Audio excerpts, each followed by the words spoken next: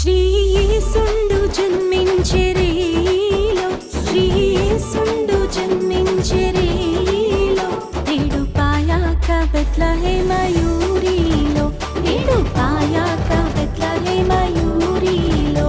కన్నియ Mariyamma గర్భమందున, కన్నియ Mariyamma గర్భమందున, ఇమ్మానుయేలనిడి నామమందున, ఇమ్మానుయేలనిడి నామమందున.